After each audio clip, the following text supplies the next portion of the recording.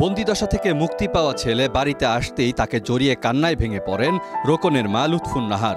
আর কৃষক বাবা মিরাজ আলী ছেলের চেহারার দিকে চেয়ে থাকেন অপলক দৃষ্টিতে। এ সময় বাড়িতে তৈরি হয় এক আনন্দঘন পরিবেশের। সোমালি জলদস্যুদের হাত থেকে মুক্তি পাওয়া এমবি আবদুল্লাহর থার্ড ইঞ্জিনিয়ার রোকন উদ্দিনকে ফিরে পেয়ে আনন্দের অশ্রুতে তাকে বরণ করে নেন পরিবারের সদস্যরা।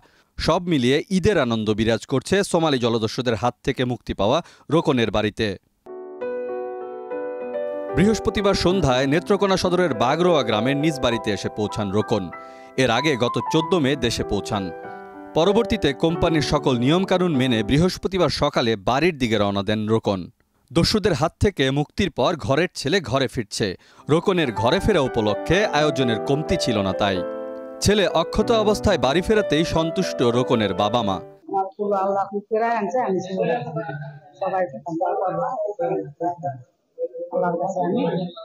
হাজার